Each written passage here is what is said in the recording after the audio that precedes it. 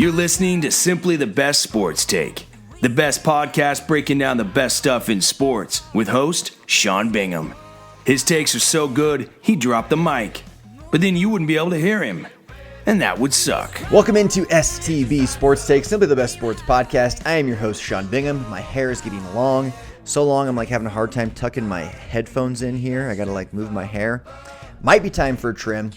But thank you for being here. We're on YouTube, Spotify, Apple Podcasts, Google Podcasts, Anchor Podcasts. Everywhere you get your podcasts, we are there. Thank you for joining us. Please hit that subscribe button. I follow the numbers. It's nice to see them just slowly climbing. So hit the subscribe button, share the podcast. Send in your takes, guys. I've mentioned this before. I haven't mentioned it in quite some time, though. But you can actually, if you look at the description, I've got a bunch of links down there. Also, as you know, I try and put the timing at which I hit different segments. So check out the description so you can skip ahead, skip back, whatever. But I would love for you guys to record your own takes. You can download the Anchor app. It's free. You can click the link below where it says submit your take. And you can literally record a take and submit it in. And it could be a question. It could be just a hot take. It could be whatever you want it to be. And I'll play it as part of an upcoming podcast episode and respond to it, whatever. So you could be part of the discussion. It'd be really cool. So take a look at that. A lot of NBA talk today. I took Friday off. I might start doing that a little bit more frequently just to make sure I don't fall behind in other work aspects that I have. But big NBA weekend. Thursday's podcast, I mentioned how Anthony Davis was expected to play, but then it was looking like he wasn't going to. And there was these contradicting reports. He did play.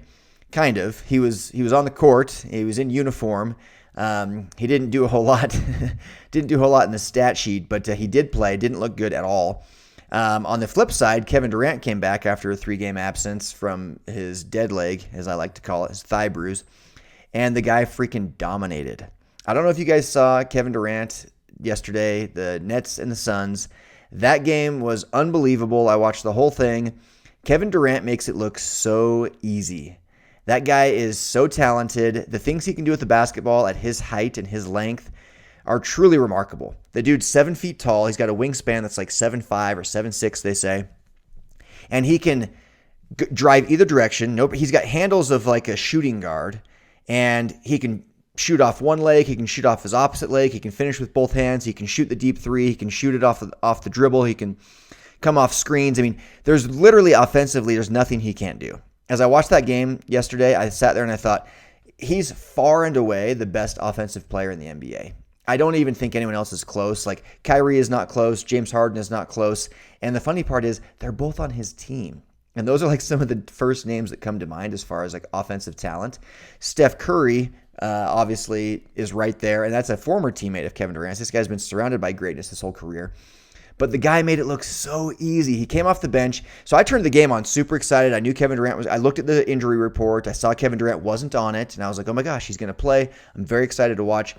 So I sit down early, get ready to watch early. He doesn't play. He's on the bench. And I'm like, okay, he's in uniform, but he's not starting. That's interesting. We'll see. He had done this before, though. And then the whole first quarter goes by. He doesn't play.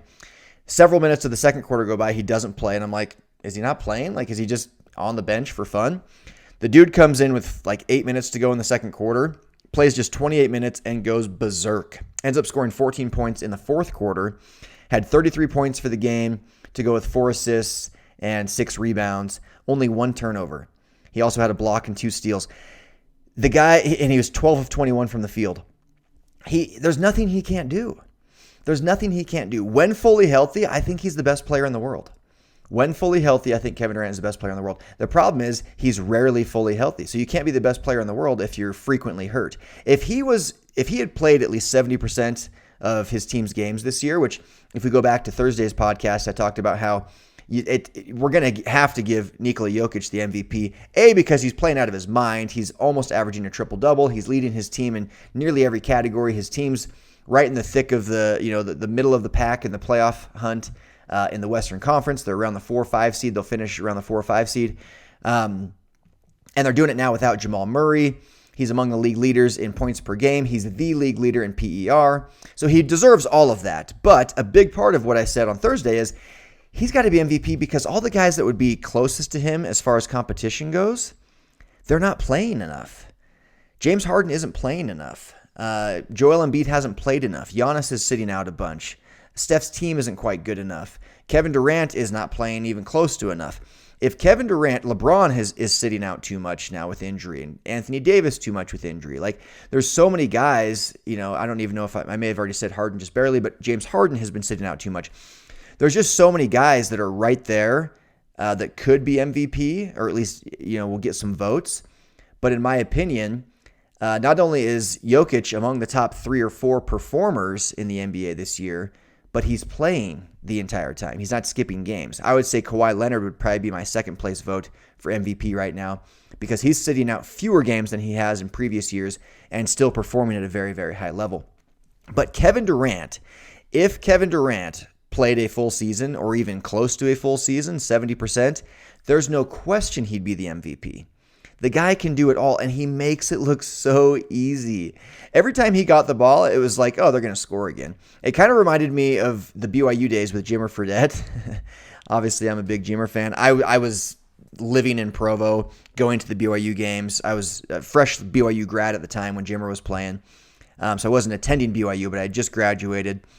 And the guy it was so effortless to watch him play basketball. He could get any shot off at any time. Nobody could stop him. He could shoot it from any distance, and you felt full confidence it was going to go in.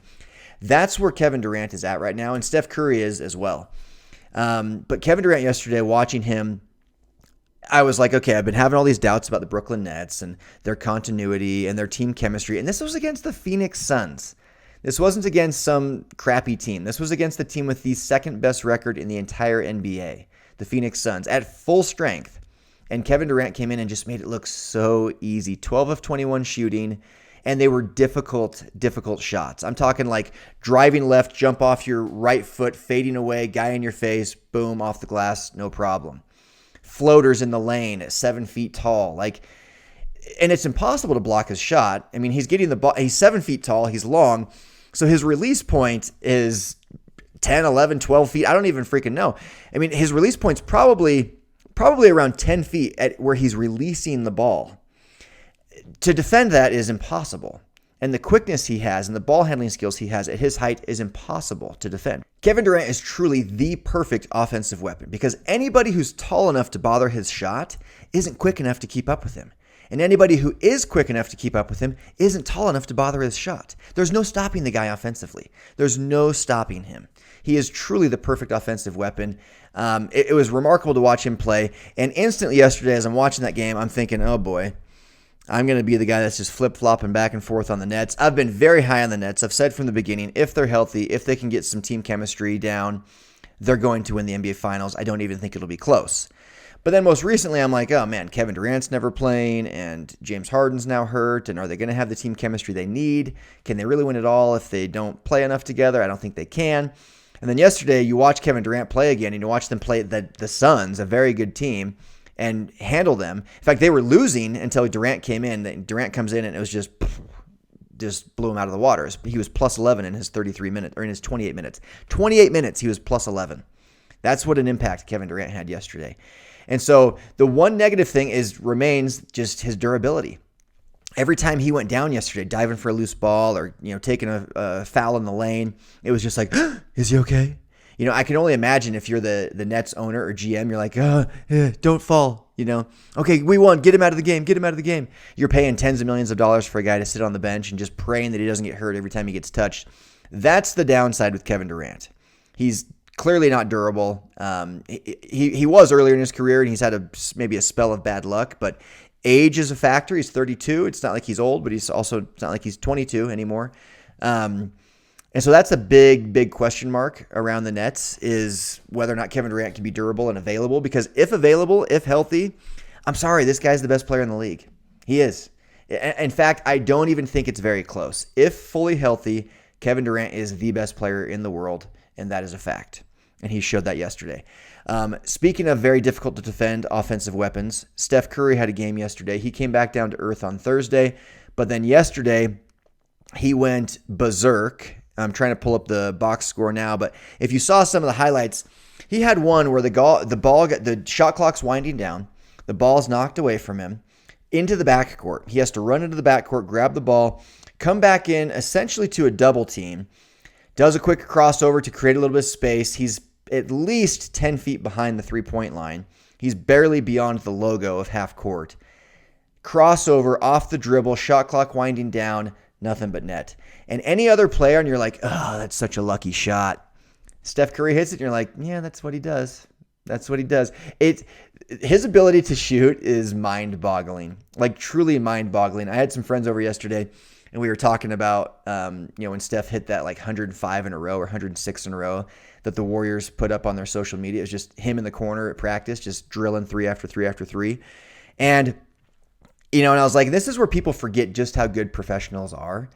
And Steph Curry is, of course, the best of the best of the best. But, you'll hear a guy shoots 40%. You're like, oh, I can hit 40% of threes. Like, it's not that great. I can do that too. And it's like, yeah, in the gym by yourself with no defenders, no crowd, no nothing. And it's like a high school three, not an NBA three. Now you see what these guys do when there's no defenders. Steph Curry, with no defense, hit 105 in a row, okay? Nobody can do that. No, I mean, I'm lucky if I can get to 10 in a row. It might take me 3 hours to get 10 threes in a row, right? But Steph Curry yesterday just going off. He was 7 of 14 from three. He was like 11 of something a night or two before that. In fact, let me see if I can find that. But he's now at 83 threes for the month of April, NBA all-time record. James Harden had the record at 82 from the 2019 season with the Rockets. He did it in November of 2019. And Steph Curry surpasses him now, and he still has a couple games to go this month. So he'll even break the record further. And the rate he's going, it wouldn't be a shock to see him get to 100. That's just 17 more, and I think they've got 2 or 3 more games this month. So Steph Curry shooting at a rate we've never seen before. The distance and the degree of difficulty, that's what makes it crazy. You watch, not only is he shooting a very high percentage, which is actually below his career average from three, but he's doing it against double teams and triple teams, and he's doing it from like 30 and 35 and 40 feet from the hoop. It's wild what Steph Curry is doing. So those are some quick takeaways from the weekend of basketball. The Nets are right back in the thick of things, and now it's just like, okay, can they get James Harden back? And I started thinking about the chemistry, and I mentioned this before, but Kyrie and James Harden have played a good number of games together now. Harden and Durant have played a good number of games together, including, of course, their time in OKC. Now you're getting more Kyrie and KD together. All three of them together, we've only seen 7 games. I'm hoping we'll see, for their sake, I'm hoping we'll see at least a few more. It's looking like Harden's going to be gone for at least another week. LeBron James as well. So it looks like these guys are going to be coming back just before the playoffs. And so I don't really know. I do think if fully healthy, the Nets have got to be the favorites still. I'm going to give other teams a chance just based off of the chemistry issues that I think could be become a factor when you get into a 7-game series against a real quality opponent like the 76ers or something. But the 76ers have lost like 4 straight. Without Ben Simmons, they're not looking good. So, but all of a sudden I was just like, okay, the Nets are it again. They're it. And the Lakers without LeBron are nothing. Isn't that wild? They're nothing. Like they bring Anthony Davis back. They lose 2 in a row to the Mavericks. They're just not looking that good. LeBron's going to be out at least another couple weeks. They're saying it was like at least another 3 weeks. I think they said like a week ago. So maybe at least 2 more. You'd think on top of that, or that's remaining now. Yesterday, Andre Drummond did have a pretty nice triple-double though, 14, 19, and he did not have a triple-double. I misread that. He had 14 points, 19 rebounds, and 3 assists. I thought 13 assists. I was like, that's pretty surprising. 3 assists. So Caldwell Pope, Schroeder, guys are playing well, but Anthony Davis in his first game back was 2 of 10 for 4 points. 2 of 10 for 4 points. That was not a good game by Anthony Davis. That was his first game back. His second game back was against the same team, the Mavericks. It was yesterday. A little bit better, but still 5 of 19. So that's 7 of 29 combined in his 2 games back. Compare that to Kevin Durant and how well he played in his first game back.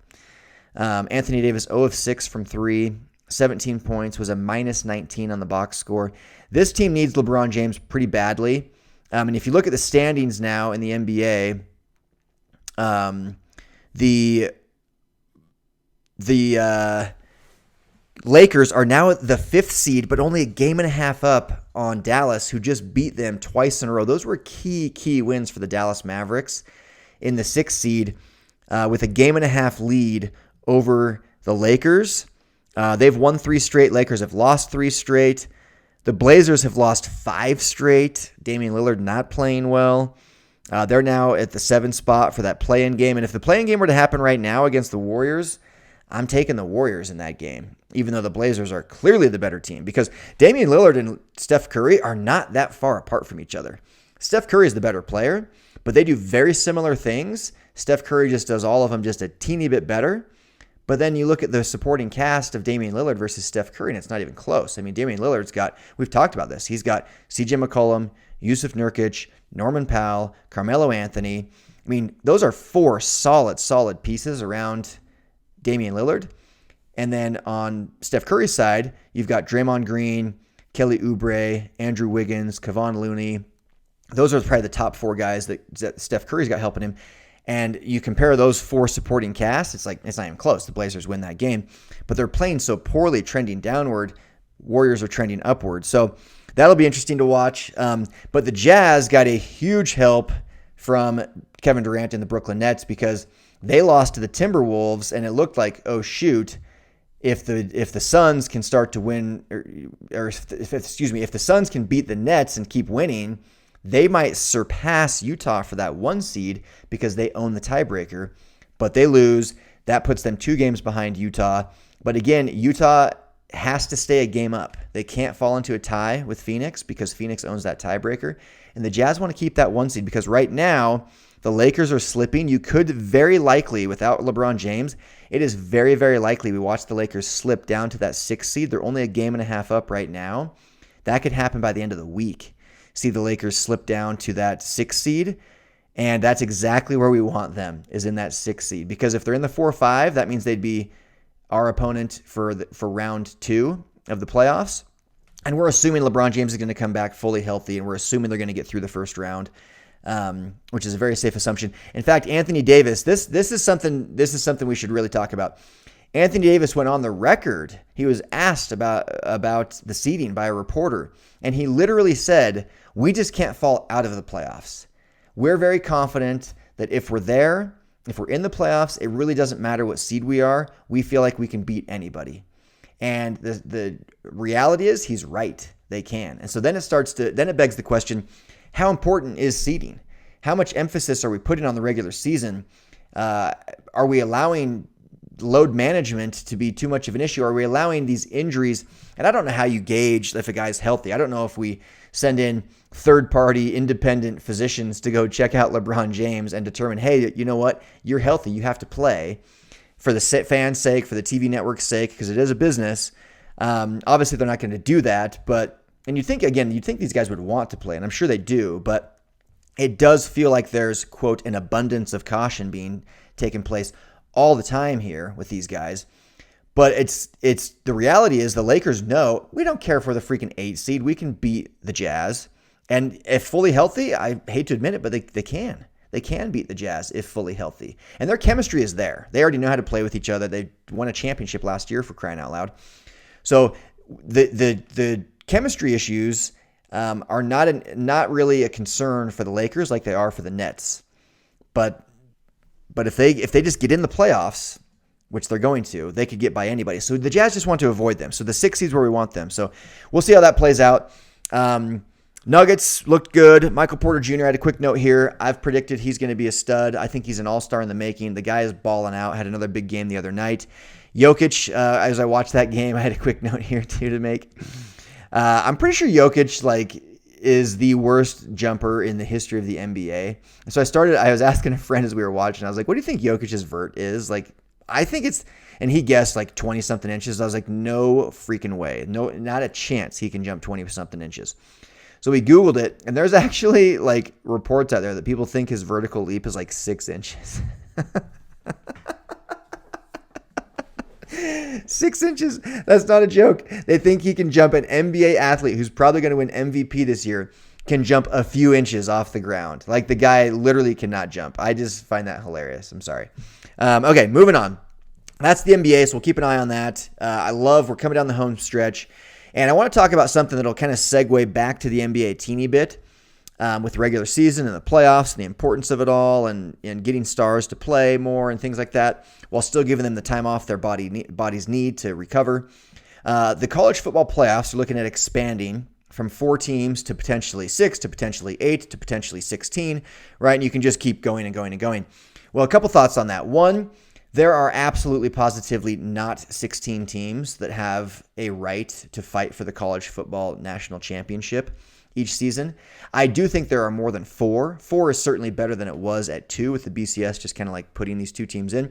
I've said from the beginning, I think it needs to be at least 6 where you give the top 2 a bye, and then those 4, teams 3 through 6. So 3 versus 6 and the 4 versus 5 play each other. The winners of those then play the 1 and 2 top seeds that had a bye, and then the winners of that play for the national title. I think that would be pretty ideal. I could see you obviously going to 8 and just doing a standard bracket of 8 to a championship. After that, I think it's stupid. I think we'd already know what's going to happen. You'd know who the winners are. I think you'd see blowouts. I think if you had 1 versus 8 in a college football playoff, I think that game would frequently be a blowout. I think the number 1 team to the number 8 team is usually a pretty large gap at the college level. So I think 8 is too many, personally. Well, let me actually correct myself. I think that's the maximum at which I would put it. I think 8 would be the maximum at which I would put it. If you get all the way to 16 teams, that's where it's kind of ridiculous to have 1 versus 16. It would be pretty ridiculous. I think that would be like a 30-point blowout, right? 8 would be the max. I think 6 is probably a good ideal. But every time they expand it, there's just going to be that next team. Even if you did 16, the 17th ranked team would be saying, we should be there. We belong in. So I had the thought of the college football does a great job at one thing. Well, they do a great job at many things, but one thing they do a great job at is really putting a heavy emphasis on the importance of their regular season. Every game counts in college football. Every single game. Same with the NFL. They've now expanded their playoffs a little bit, and so there's a little bit less importance on the regular season, but still quite a bit. The NBA is the worst at this. The NBA is now putting in 2/3 of the league into the playoffs. You've got stars openly saying, we don't even care what seed we are. We know we can just plow through the playoffs if we get there. And so we'll just rest our MVP caliber star, LeBron James, until the playoffs come so that he's at full strength because we just want to win another title. So I started thinking, how can you, because it is a business. They need more games. They need more revenue. Like, I get what they're doing. I don't blame them. I like it. It's entertaining. And I thought, what if we did, why are we so stuck on the idea, and this is just an idea, why are we so stuck, though, on the idea of 1 season per year? If you look at how individual sports do it, like golf and tennis, there are 4 major tournaments each year, spaced out a month or 2 months or 3 months apart, with smaller, less important tournaments, mixed in the middle.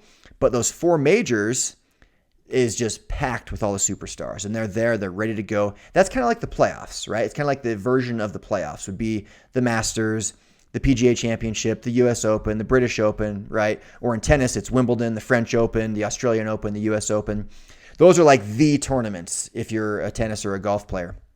And so I thought, what if the NBA did this, something similar to this, where they just said, hey, you know what? We're going to have multiple titles throughout the year, multiple seasons. We're going to have 2. They could do 2 seasons, have each season be shorter. Say, hey, it's going to be a 40-game season. We're going to have 2 40-game seasons. We're going to have several months in the middle of the 2. And we're going to have fewer teams make the playoffs. So now you've got fewer games and fewer teams making the playoffs. So it makes the regular season matter even more. I think you'd see ratings go up. Now, this is the negative aspect of it. The value of a title would go down because now there's 2 of them per year instead of just 1. But if it's still considered an NBA title, and you could make one of them like a lesser than type of title, it could be, because I think many people consider the Masters to be like the tournament of tournaments when it comes to golf. And I think many would say that Wimbledon is the tournament of tournaments when it comes to tennis. But so there's slightly higher value on winning a Wimbledon championship or a Masters championship ahead of maybe a US Open for either of the sports championship. But the U.S. Open still brings in the best of the best of the best, right? And people are competing at a very, very high level, and it is a major. You could do something similar in a team sport. I don't see why we're so stuck on, hey, this is basketball season, and once it's over, we just take the next 5 months off. What if you said, hey, you know what? Instead of playing for 7 straight months, we're going to play for 3, and then we're going to take 3 months off, and then we're going to play for 3 more, and there's going to be titles at the end of both of those. 3 months on, 3 months off, 3 months on, 3 months off, titles at the end of each 3-month segment, so you just get 2 titles per year. And you could somehow do something where one of them was the bigger title, the more important title. You could somehow structure it or name it or prize money or whatever you want to do could make it the more important of the titles. But I think you'd see regular season ratings go way, way up because now, again, fewer games with fewer spots in the playoffs, which would mean each and every one of those fewer games was more valuable. Right now, you've got 82 games, 72 this year. But teams know, like LeBron's notorious for this. We can win 45 games. We can win 50 games. We'll be the 4 seed. It's not going to matter. We're going to make the playoffs. We know we can beat these guys. It's a 7-game series. Maybe you could even bring the series down from 7 to 5. But again, you're doing it twice. And so I think you'd see ratings go up. You're going to have plenty of games. You're going to have multiple times throughout the year that you can dominate. Just an idea. Just an idea. And it all came to me literally this morning as I was prepping for this podcast. And I was thinking about how soccer kind of does this. There's all sorts of soccer leagues, and they kind of intermix the variety of leagues and seasons together. I don't really follow soccer super closely, so I don't understand exactly how it works, but I know they do it. And even the leagues play against each other sometimes, you know. So you could do something similar to that with the NBA. I think the NBA needs to do something because the ratings are dropping and the talent's at like an all-time high. So something's like not lining up quite right. There's this talk of, the NBA is very political, which I wish they weren't. I wish we could just make sports entertainment, and I try and stick to sports on this podcast, but that could be it. But you've got talent at an all-time high level, but yet ratings are at an all-time low. One argument could be the political argument. Another argument could be that a lot of the times the stars just sit out because they want to. We're seeing that right now. Like the talent's at an all-time high, but like half the talent's injured, And so maybe this could help with that too, cut down on injury. Just an idea. Okay, going to wrap up the podcast with this. Big trade happened in the NFL. We've got the NFL draft coming up, by the way, and it's this week. And but we had a big trade. Obviously, Patrick Mahomes is like the star of stars in the NFL, and the Chiefs are doing everything to keep him and keep him happy. They've given him the largest contract in NFL history. Now they're working to protect him at a better rate so that they can be Super Bowl champs again. They traded away 4 picks over the weekend to the Baltimore Ravens in exchange for Orlando Brown, who is a star offensive lineman. And the guy's getting paid fat, was good enough to get 4 picks in exchange for him. He's that talented, right? And I started thinking and talking to a friend. I was like, isn't it wild? Like these guys, they literally determine the outcome of games way more than they get credit for, especially amongst the media and the fans. I mean, offensive linemen are so seldom talked about. We're talking about guys like Odell Beckham Jr. way more than we're talking about a guy like Orlando Brown, even though Orlando Brown has impact on the outcome of a game way more than Odell Beckham Jr. does, right?